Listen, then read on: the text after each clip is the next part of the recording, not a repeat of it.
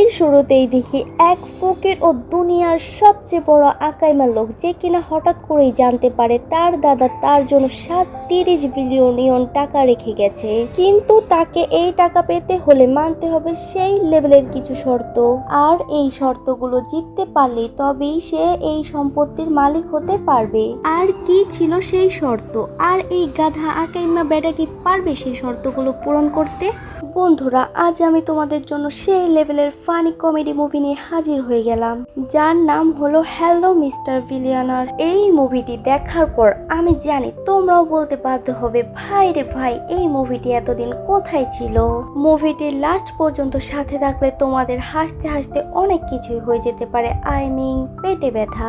তাই আর বেশি বক বক না করে মুভিটি শুরু করা যাক। আজকের ড্রামা এক্সপ্লেনেশনের শুরুতেই আমরা দুনিয়ার সবচেয়ে বড় আকাইমা বেটাকে দেখতে পাই, যার নাম হলো ইয়াং। ঠিক ভেবেছো, ইনি হলো আজকের মুভির প্রধান চরিত্র।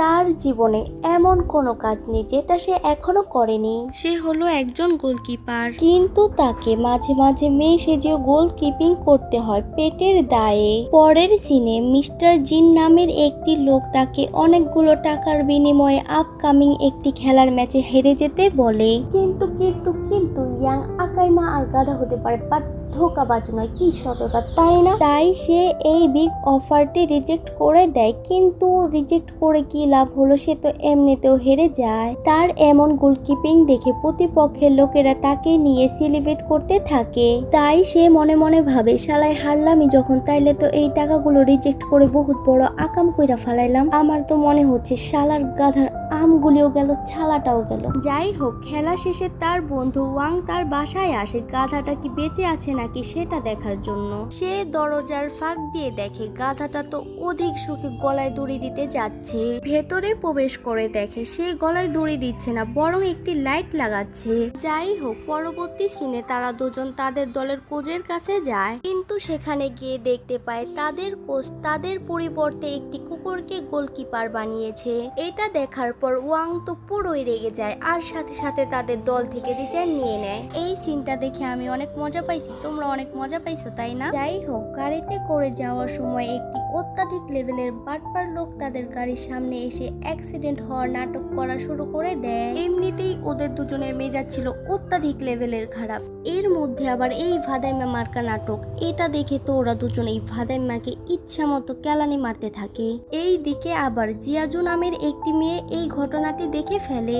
এই মেয়েটি আবার সোশ্যাল মিডিয়াতে অ্যাক্টিভ ছিল, তাই সে সাথে সাথে মোবাইল বের করে ভিডিও বানাতে থাকে, আর আশেপাশের মানুষদেরকে ডেকে বলে আমাদেরকে এমন অন্যায়ের বিরুদ্ধে রুখে দাঁড়াতে হবে।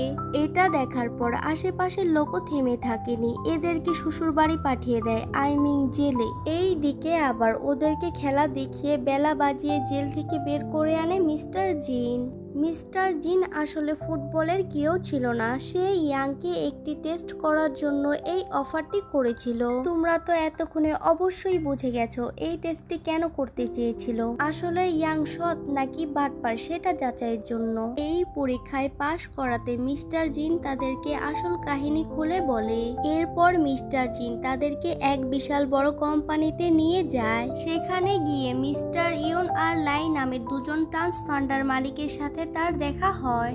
এরপর মিস্টার জিন বলে, তোমাদের আসল দাদা তো অনেক আগেই ময়রা ভূত হয়ে গেছে, কিন্তু তোমার দাদার এক ভাই ছিল যে কিনা ছিল বিশাল ধনী। সে সারা জীবন অনেক টাকা কামিয়েছে, কিন্তু বিয়ে করেনি, ফলে তার সম্পত্তির উত্তরাধিকারীও নেই। তাই তুমি তার আপন বড় ভাইয়ের একমাত্র নাতি হিসেবে তুমি একমাত্র ব্যক্তি যে কিনা 37 বিলিয়ন টাকার মালিক। এই কথা শুনে তো এই গাধাতে টাসকি খেয়ে যায়। অন্যরা বলে রিল্যাক্স, কিন্তু এখনো অনেক বাকি। তখন তারা এই চাচাতো দাদার রেকর্ড ভিডিও দেখাতে থাকে। ভিডিওতে সেই দাঁত পড়া ধনী দাদা বলে, তোমার মতো গাধা যে কিনা মেয়ে সেজে ফুটবল খেলে, সেই নাদান ছেলেটি প্রথম পরীক্ষায় পাশ করছে বলে আমি সত্যি অনেক হতাশ।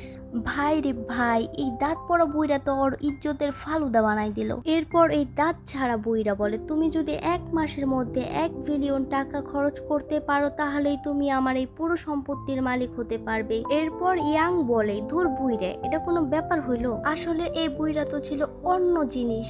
এরপর এই বুইড়া তো তাকে অনেকগুলো শর্ত দিয়ে দেয়। 1 নাম্বার শর্ত ছিল এই টাকাগুলো শুধু লিগেল কাজে ব্যবহার করতে পারবে। 2 নাম্বার শর্ত ছিল এই টাকা দিয়ে তুমি কোনো প্রপার্টি, গাড়ি বাড়ি কিছুই করতে পারবে না। 3 নাম্বার শর্ত ছিল এমনকি এই টাকা কোনো চ্যারিটিতে দান করতে পারবে না। এমনকি তুমি 100 জনের বেশি কোনো কর্মচারী রাখতে পারবে না। মার্কেট ভ্যালুর বাইরে তুমি বেশি টাকা দিয়ে কোনো জিনিস কিনতে পারবে না। এমনকি কোনো জিনিস কেনার পর সেটি শুধু শুধু নষ্ট করে পুনরায় কিনতেও পারবে না। সব শেষে তুমি এই আজাইরা মার্কা শর্ত কারো কাছে শেয়ার করতে পারবা না। যদি তুমি এই সব শর্ত মানতে পারো তবেই আইসো, এই সব সম্পত্তি তোমার। তখন এই গাধা আকাইমাতে বলে, যদি আমি এই সব শর্ত না মানি তাহলে এই সম্পত্তি কাকে দেওয়া হবে? তখন মিস্টার জিন বলে, এই গাধার মতো দাঁড়িয়ে থাকা মিস্টার ইয়ন ও লাই এর চ্যারিটিতে দান করে দেওয়া হবে। এরপর এই আকাইমাতে অনেক ভেবেচিন্তে মেনে নেয় আর এই 1 মিলিয়ন টাকা খরচ করার জন্য কন্টাকে সাইন করে দেয়। আর এখন শুরু হবে আসল মজা। এত টাকা খরচের হিসাব করার জন্য এখন তো একজন অ্যাকাউন্টেন্ট লাগবে। তাই মিস্টার জিন একটি মেয়েকে হায়ার করে। সে ছিল সেই মেয়েটি যে কিনা সোশ্যাল মিডিয়াতে অ্যাক্টিভ ছিল। জিয়াজুকে দেখে গাধার তো পুরাই মেজাজে আগুন লেগে যায় আর বলে, আরে বিটি, তোরই তো এতক্ষণ খুঁজতেছিলাম, তোর লাইগাই তো আমার শ্বশুর বাড়ির ভাত খাওয়ার লাগছে, আই মিন জেলের। এই বিটিও কোনো অংশে কম যায় না। ইনিও বইলা দেয় এই গাধা আর ক্ষেতের সাথে সে কাজ করবে না। কিন্তু তখনই এই গাধাই বলে, আমি এরই চাই, এর সাথে আমার অনেক হিসাব বাকি আছে। এরপর আর কি, এই বিটি তো বাধ্য হয়ে ওর কাজ করতে রাজি হয়ে যায়। এরপর মিস্টার জিন তাদেরকে একটি টাকার গোডাউনটে নিয়ে আসে আর সেখানে একসাথে এত টাকা দেখে ইয়াং ও তার ফ্রেন্ড তো অজ্ঞান হয়ে যায়।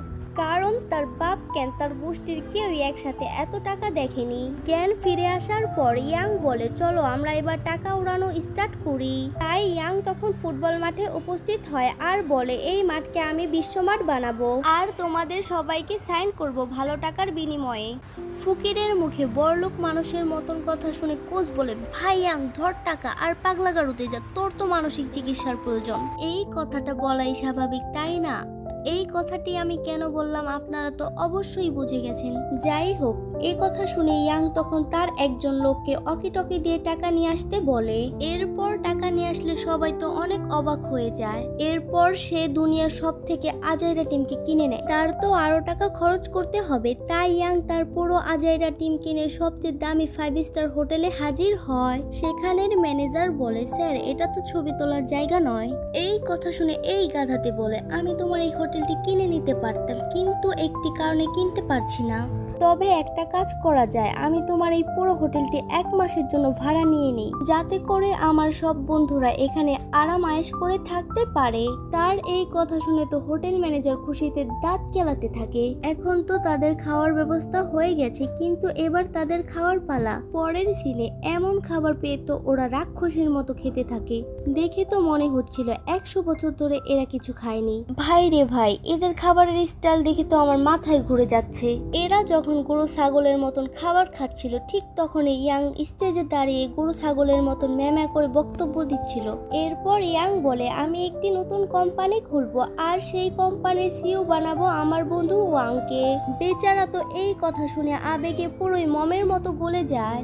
এরপর সেও একটি বিশাল বড় বক্তব্য দিতে থাকে ছাগলের মতো ম্যামা করে। ফেরার পথে ইয়াং যখন জিয়াজুর সাথে সেলফি তুলতে যায়, জিয়াজু বলে, আমার বয়ফ্রেন্ড আছে।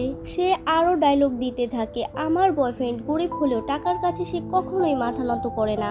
সে বিভিন্ন বক্তব্য লেখায় পারদর্শী। ইয়াং বলে, ঠিক আছে, কাল ওকে ডেকে নিয়ে এসো, দেখি জিনিসটা কেমন। পরের দিন জিয়াজু তাকে ইয়াং এর সাথে দেখা করায়। প্রথমে তো তার বয়ফ্রেন্ড অতি সৎ সাজার চেষ্টা করে। ইয়াং তাকে দামি মদ অফার করে আর সে রিজেক্ট করে দেয় আর বলে, আমি মহল্লার সব থেকে ভালো ছেলে, আমি এই সব খাই না। কিন্তু ইয়াং তখন তাকে একটি বক্তব্য লিখে দেওয়ার জন্য 10 লক্ষ টাকা দেয়। তখন সে আনন্দের ঠেলায় ঢক ঢক করে সব মদ গিলতে থাকে। এসব দেখে জিয়াজু তো পুরোই অবাক হয়ে যায় আর মনে মনে ভাবতে থাকে, এ তো দেখি টাকার জন্য নিজের সততা বিলিয়ে দিচ্ছে। তখন জিয়াজু এই গাধাকে মনে করিয়ে দেয়, তুমি যদি এভাবে টাকা উড়াতে থাকো তাহলে তোমার এই টাকা 6 মাসও টিকবে না। এই কথা শোনার পরে ইয়াং তো চিন্তায় পড়ে যায় আর বলে, এত দেরি 6 মাস? তাই সে তাকে আরো টাকা দিয়ে দেয়। তার বয়ফ্রেন্ড এত বেশি টাকা পেয়ে এত খুশি হয়ে যায় যে তার বাগানের মালি হিসেবে কাজ করতেও রাজি হয়ে যায়। এইটা দেখার পর তো জিয়াজু পুরাই রেগে যায় আর বলে, তুই একটা ধোঁকাবাজ, চিটার, বাটপার, তুই আর আমারে কোনোদিনও ফোন দিবি না। এই কথা বলে সে সেখান থেকে চলে যায়। এরপর ইয়াং তার নতুন কোম্পানির আপডেট নেওয়ার জন্য কোম্পানিতে যায়।